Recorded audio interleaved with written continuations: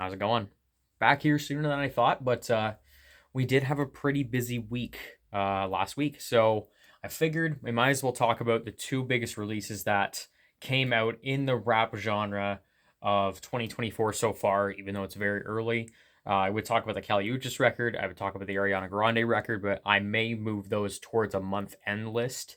But I want to focus on these two albums right now, which is 21 Savage, American Dream is what we're going to start off with.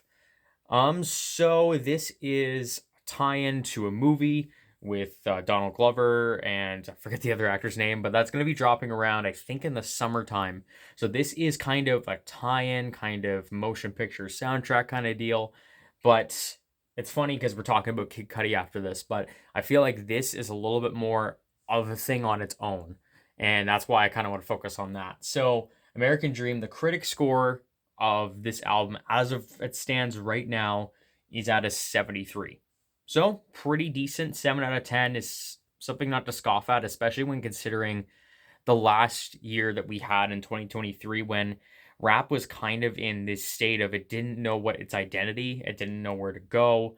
And with that, we did have some pretty middling records in amongst that time. So 73 is very decent. And especially the first week sales of 130K for the first week, we're still kind of, it's a weird thing because when you look back at 2022, 2021 even, maybe going all the way to 2023 in some cases, rap numbers have gone down pretty considerably.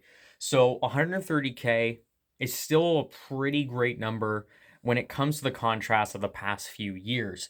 And especially in contrast with the most recent solo album, I did not count Her Loss and I did not count Savage Mode 2.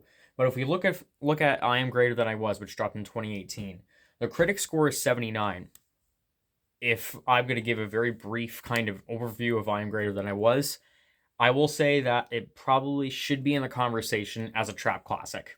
I think it's been long enough that we should consider I Am Greater Than I Was to be kind of a staple of especially the mid to late 2010s kind of trap genre. It's kind of one of those defining projects.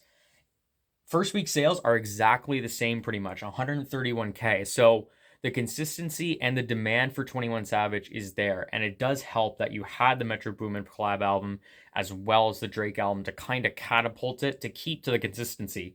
Because a lot of times I'm thinking to the Lost Boy, for example, by Corday, there was a massive drop off in sales.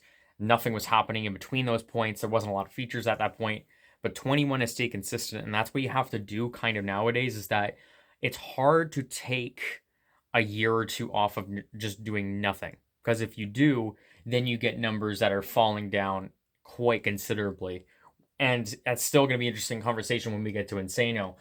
But with my ranking of this album, so this is where I can finally talk about my idea and my kind of rating for it. In my opinion, this probably is 21 Savage's safest album.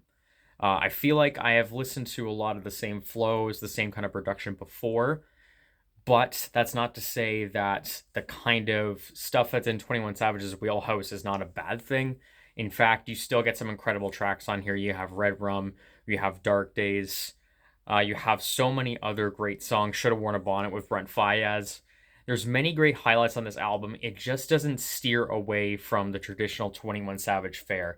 You still get the pretty great production from the likes of Metro Boomin and a couple others. You still get the dark and funny lyricism. 21 is a great kind of balance between these sinister and savage, to put it. Of course, I had to put it in there, but he's great at these kind of lines that are so incredibly dark, but the way he delivers them, it makes it sound comedic, which kind of softens the blow, but it also makes the appeal that much more interesting. And that's why I've kind of liked 21 Savage for this long period of time, is that even though the flows are consistent, they don't really kind of defer that much. You still get a pretty strong personality, even though you have a very monotone delivery. It's a very interesting contrast that works very well. And you still get this across the whole album. Now, there is some problems. I still think, as I was saying, this is his safest album, so there's not a lot of risk taken here. The features can be rather hit and miss. I'm thinking of the Doja Cat feature, which is very phoned in. When you have ad lib literally as the word ad lib, People will say it's just like she's not trying on purpose. I just think that it's rather lazy.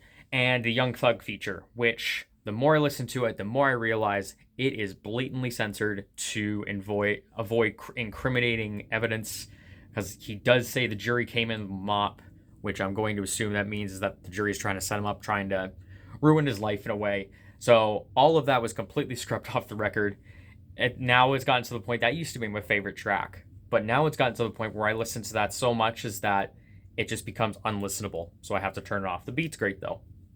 So I believe the variety and the features are the biggest problem of this album. Still though, I still think it's a rather good effort from 21 Savage. I am curious to check about the movie, and the interludes on here, the very intro track, does set up a very interesting story of how 21 Savage moving from a very hard situation in London, in Great Britain, to move to the same kind of deal in Atlanta. I feel like that's a very cool contrast, a very cool idea for a film, and it kind of justifies it. And when you look at the record standing on its own,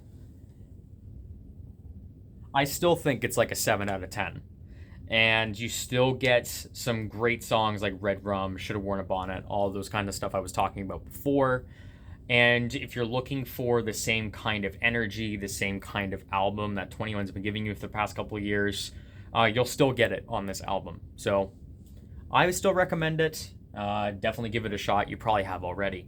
Now we're moving on to Insano, which I do believe is a more interesting conversation. So the critic score, as of right now, this is all taken from Album of the Year, by the way. I just put this here just to say this all came from this location. 59%. Around a 6 out of 10.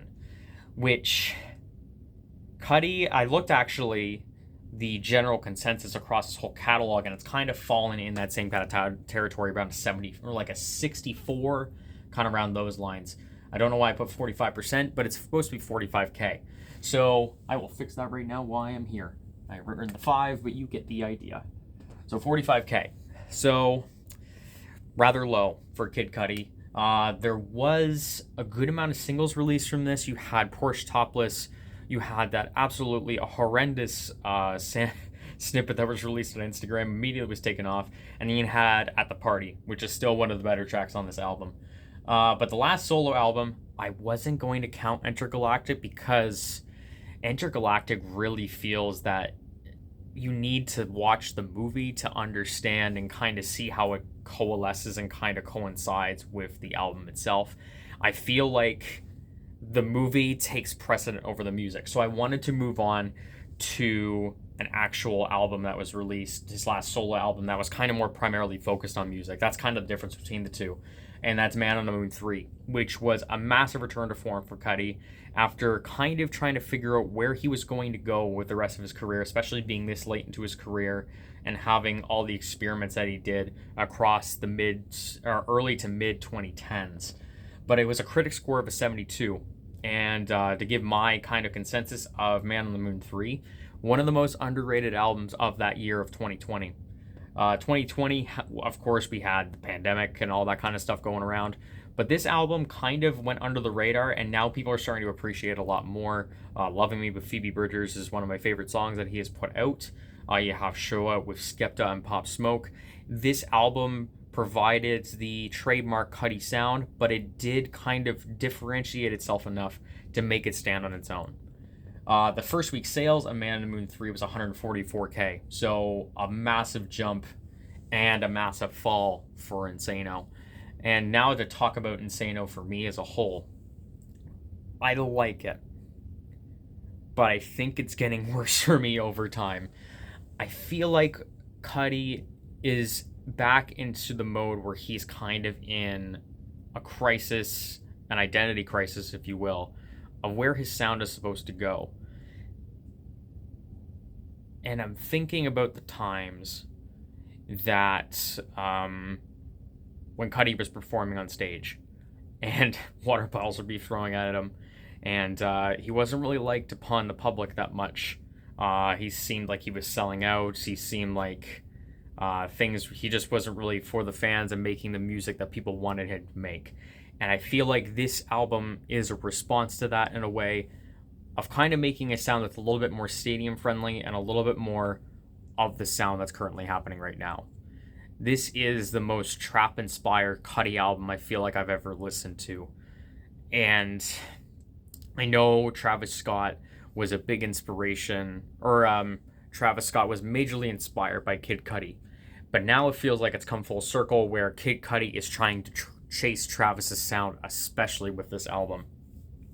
There is a lot of the darker beats, there's a lot more rapping on this album, and it just doesn't sound the greatest in some parts.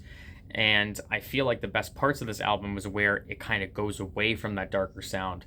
For example, Electro Wave Baby, you have Blue Sky, and but you do have those moments where it does work, where you have Get Off Me, you have Wow, Tale of the Night's pretty decent too. There is a couple of tracks where you can see the idea of where this is going to go, but the album as a whole, it feels like it's a little bit lost, like the artist, like Kid Cudi is right now. It's not going to stick around for me much in my rotation. It's a little bit long, and it's all over the place. The features also can also be seen as a negative, especially the Lil Yachty feature. One of the worst features he has dropped in a long time, considering 2023 was nothing but heat from Lil Yachty. So if we look at Insano and my rating, I was originally going to give this a 6, but I think I'm actually going to drop it down to a 5. Not an absolutely terrible album. It's just an album that's there, and I don't think the experiment is interesting enough to make it warrant multiple listens. This definitely sounds like an album made for its time, which is kind of the rage aesthetic, the trap aesthetic, looking for the stadium sound, looking for the utopia feel that Travis has done. It feels like it's kind of chasing that sound, and it's to its detriment. So I'm kind of hoping that we do get a return to form from Cudi at some point in the future. I also remember hearing this too, that this album is supposed to be 40 tracks long. I don't think that's going to happen, but that's kind of my opinion on both of these records. 21 Savage and Kid Cudi, 21 with the 7, Kid Cudi with the 5. I'm going to try to do this as much as I can with major album releases, but hope this kind of gives you a breakdown. Hope this gives you an idea of where we are, where we came from, and you got my opinion mixed in there. So hope you have a good night, and stay tuned for more videos.